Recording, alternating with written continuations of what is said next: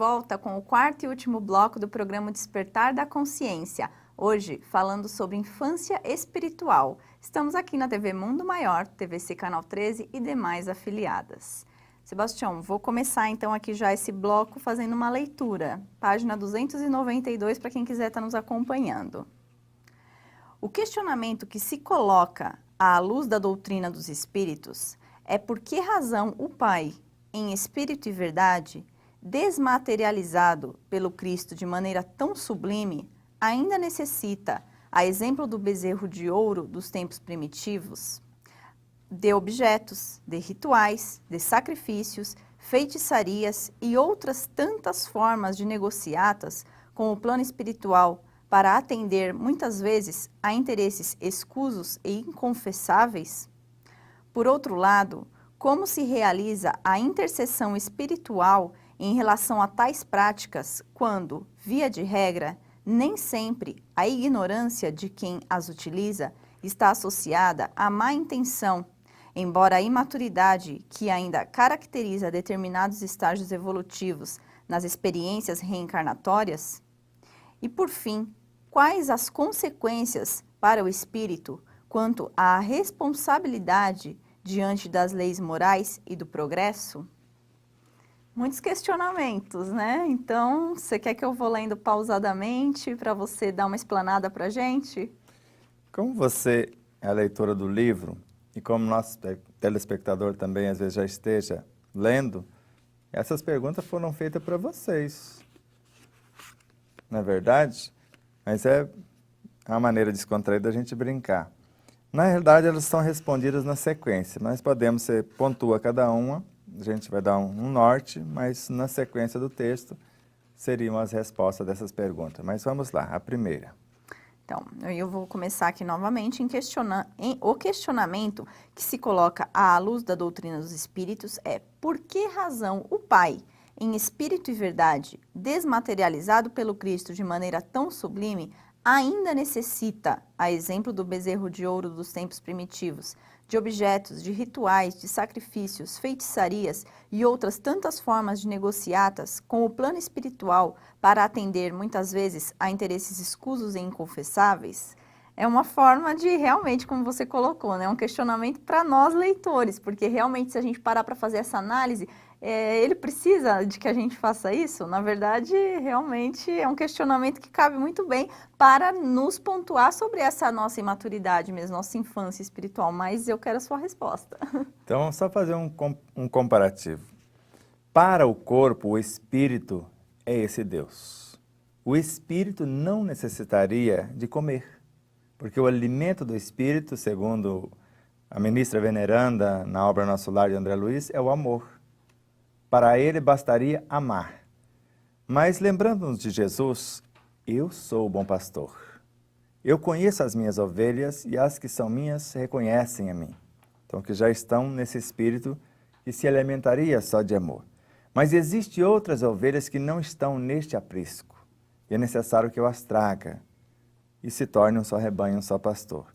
Então, o corpo físico é um laboratório e esse corpo físico, que é constituído de almas elementares, no dizer de Camille Flammarion, na obra Narrações do Infinito, nós assessoramos, ou melhor, aliciamos essas almas do meio, do planeta.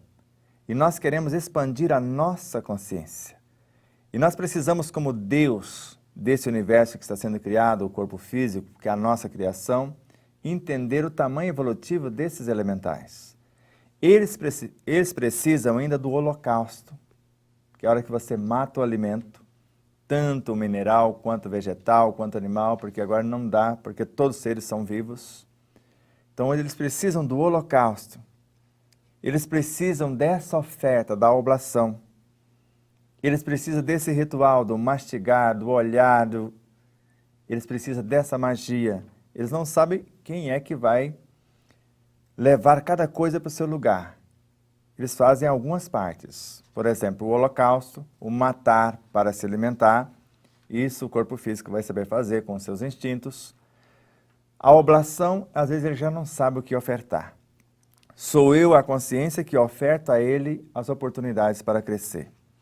O ritual talvez ele nem saiba, porque eu que tenho que ensiná-lo a mastigar 30, 60, 80 vezes para extrair o que está sendo ofertado. A magia de transformar o alimento em glicose, ele não sabe. Ele por si mesmo não sabe. Todo um automatismo que está no subconsciente que está gerenciando isso no corpo físico. Mas pacientemente o espírito espera cada coisa maturar. Todo o elemento que está externo vir para dentro do corpo transformar-se em átomos físicos. E esses elementos já vieram do átomo primitivo, pelo universo dos fluidos, até o reino mineral, depois agora transformando nos alimentos de variada ordem. Assimilados e transformados em formas de proteínas, vão fazer parte dos nossos sistemas, de nossas células, de nossos órgãos, e vão viajar o nosso cenário físico até o psíquico, para transformar em outros seres, em outros valores, até que esses filhos, criados em forma de alimentos, de corpos, vão transformar-se em parte das nossas virtudes, ser unos conosco. Então, existem outras ovelhas que não estão nesse aprisco e é necessário que eu as traga. Então, o Cristo interno desmaterializa o Deus que há em nós e traz ele em forma de pensamento para orientar o físico, para nutrir, para ofertar alguma coisa. Mas esses seres não tem como eles chegarem de um momento para outro. Eles precisam digerir essas informações e transformar-se nelas para serem incorporados à nossa realidade. E nós também estamos sendo incorporados a seres maiores, quando Kardec questiona ao Espírito que assinou como um dos vossos guias espirituais, o que seria a alma do mundo. Aí ele fala que é um delegado superior no qual nós estamos dentro dele, ele é a cabeça, nós somos os braços. Nós estamos trabalhando dentro dele e nós vamos tornar-nos, como Paulo de Tarso já afirmara, eu e o Cristo somos um. Mas enquanto não chegamos lá, pacienciosamente, ele nos deixa matar o nosso semelhante até o humano, porque ainda há canibais no nosso planeta, e assim como há seres quase divinos, porque seres que já conseguem conceber filhos aos 100 anos de idade, já está indo para essa angelitude, como as nossas irmãs do país, lá da UNSA. Vive em média 130 anos, vai até os 150, daqui a pouco vão chegar aos 200, 300, e nós ainda estamos aqui num corpício que para passar dos 80, para chegar a um século, está dando muito trabalho. Verdade. Conceber filhos após os 40 anos é um terror, é um apavoramento que a gente pensa que já vai morrer só porque... Mas chegaremos lá. Isso aí. Foi muito boa essa explicação que você deu, até fazendo essa inter-relação com o programa anterior, você fazendo agora, trazendo o exemplo do alimento, com essa questão do holocausto, da oblação, do ritual e da magia, deu para ainda trazer uma compreensão ainda melhor sobre o assunto do programa anterior, né? Então vamos dar continuidade aqui com a outra pergunta. Por outro lado, como se realiza a intercessão espiritual em relação a tais práticas quando, via de regra, nem sempre a ignorância de quem as utiliza está associada à má intenção, embora a imaturidade que ainda caracteriza determinados estágios evolutivos nas experiências reencarnatórias? Tem um amigo, para ser mais exato, Marco Aurélio, ele leu numa obra, não me lembro agora a obra, porque ele disse só o milagre, não me disse o santo, na época eu não memorizei. Antes de pedires, Deus já sabe o que você quer, o que você necessita. Antes de terminar a oração, Ele já te atendeu. Então, quando nós temos a intenção, não estamos usando por maldade esses amuletos, esses mecanismos externos, mas porque não sabemos fazer de outra forma. E mesmo que a gente não os use, por necessidade do nosso processo evolutivo, a espiritualidade nos atende mesmo sem pedirmos. Basta lermos a obra nos domínios da mediunidade, Missionários da Luz e outras, que nós vamos perceber isto. Quando desdobramos pelo mecanismo do sono, afastamos do corpo físico, nós recebemos incontáveis assistências, a cura de incontáveis enfermidades e voltamos para o corpo já de uma forma totalmente diferenciada. E às vezes nem pedimos. Mas pela nossa atitude sincera, o nosso esforço naquilo que estamos fazendo, o desejo de ter um corpo mais saudável, durante o sono a coisa acontece pelo mérito do esforço bem direcionado. Ou o desejo de adquirir o conhecimento para que esse esforço possa ser melhor aproveitado. Então, o desejo e o esforço bem direcionado é o que propicia que chegue, então, até nós, mesmo sem ser feita essa petição.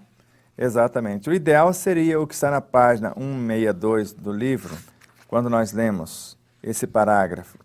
O trabalho consciente, responsável e perseverante, resultado do esforço bem direcionado, visando conhecer-se a si mesmo, conduzi-lo-á à autoiluminação e, consequentemente, à libertação das amarras constritoras de sua consciência. Então veja, é o trabalho, não é só trabalho. É trabalho consciente, não é só consciente, é responsável, não só responsável, perseverante. E tudo isso fruto de um esforço bem direcionado. Porque se eu não tenho conhecimento, como que eu posso construir alguma coisa sem o conhecimento? E eu posso até tentar, mas eu vou gastar muita energia, vou adoecer o meu corpo, eu vou comer o que não necessito, eu vou trazer elementos em excesso, e várias coisas poderiam ser evitadas se eu me interessasse e acelerasse o meu processo evolutivo, o meu progresso, buscando o conhecimento, tendo desse conhecimento o discernimento por meio da reflexão, da interiorização, da introspecção, da experimentação e depois um comportamento mais alinhado com a harmonia da natureza, por exemplo, ou das leis que gerenciam os recursos naturais a nosso favor. Quando eu uso o necessário, conforme está na questão 704 e 705 do Livro dos Espíritos, vai ter para todo mundo. Quando eu uso em demasia, vai faltar para o outro. Como Chico Xavier colocou numa de suas obras, me parece que pelo Espírito Emmanuel, o que está sobrando aqui no meu contexto está faltando em algum lugar. Porque a natureza tem o necessário para cada um. Porque rico é aquele que tem o necessário, ou que se contenta com o necessário e não acumula coisas ou aquele acúmulo sem proveito.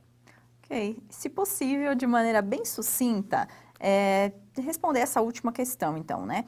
Quais as consequências para o espírito quanto à responsabilidade diante das leis morais e do progresso? A responsabilidade, porque tudo que nós pensamos, ou melhor, quem pensa, cria, e é responsável por sua criação. Não somos responsáveis somente por aquilo que cativamos, mas principalmente pelo que nós não cativamos também. Ou seja, somos um co-criador, um agente operante o tempo todo em toda a natureza. Ok. Chegamos ao final, então, do nosso programa de hoje. Agradeço, então, a você aí pela companhia e se você quiser estar acessando esse e outros programas, assistindo novamente, é só entrar no nosso site, tvmundomaior.com.br. Dúvidas ou sugestões? Mande-nos um e-mail para despertar@tvmundomaior.com.br. Sebastião, muito obrigada pelo programa, pelo esclarecimento. Gratidão eterna, paz e luz e muito amor a todos. Obrigada a você pela sua companhia e aguardamos também você no nosso próximo programa, onde vamos falar sobre autossugestão. Até lá!